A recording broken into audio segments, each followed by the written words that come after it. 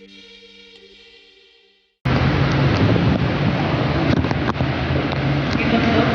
sa mga uman sa mga apostoles.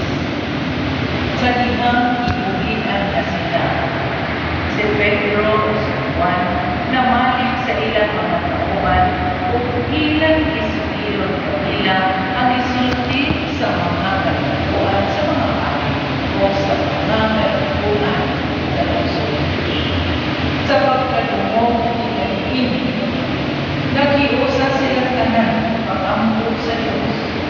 Naingon sila, Ginoo, Ikaw ang nagbuhat sa langit, sa yuta, sa dagat, o sa tanan nga anak nila.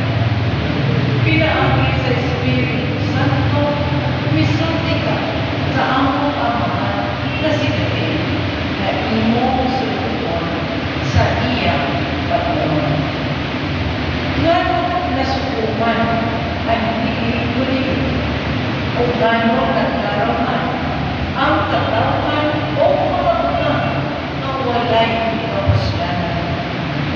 Nanganda ang mga hari sa lugar o ang mga pagulo ng ito patong sa Ginoo o sa iyang Mesiyas. Dahil sa pagkaroon, niining maong siya si Herodes o si Poncio Pilato, nakikiusa sa mga hindi-hindi o sa mga taga-Israel, bakit na Jesus, ang kailangan mong sulubuan na imong iimong Mesiyas. Apang pinaagin ilan ninyong ibuhat ang tanan na imong nang kinaraw na mahitabo pinaagi sa imong ako o pagkuhan. O karon Ginoo, tan-aw ini mga magulta na ilang ibuhat o kami imong mga sulubuan at pagkikaiso pagsulti sa imong mensahe. Ito'y ang among aron sa pagkakita. Kung itungkol na mahimo unta ang mga butang katingalahan o mga milagro pinaagi sa ngalan sa balaan mong sulubuan nga si Jesus. Kung sila ako, naulog ang galit na ilang itikuman o silang kanan nakutulog sa Espiritu Santo o nagwali sa mensahe sa Diyos sa walang buhay. Ang pulong sa Diyos.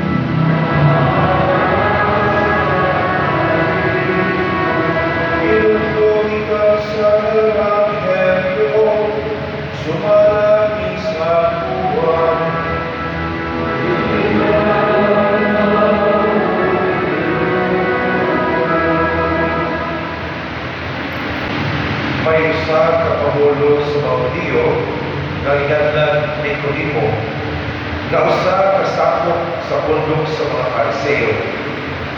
Usa ka gabi niadto siya kay Jesus ug niingon kaniya, Rabi, nasayon kami na ikaw sa kamagtudlo nga pinadala sa Dios.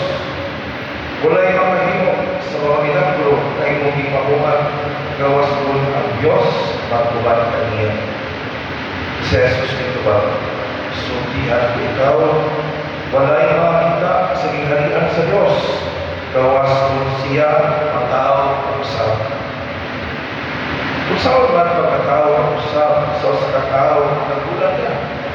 Mungutana si Nicodemo, Dili niya mahimo ang pagsulod sa tiyan sa iyang inaan aron magpakatao usab.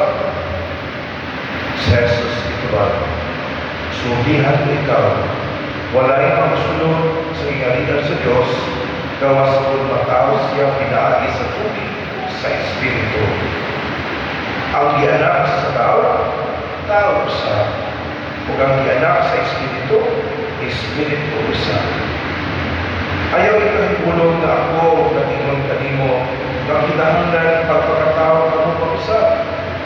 Ang hangin umuros bisan asa kini buot o padulong. Padulong mo ang pag-uros init. Apan wala ka mahibalo kinigikan o asa kini padulong. Ingon sa ini ang tanan na matao pinaagi sa Espiritu.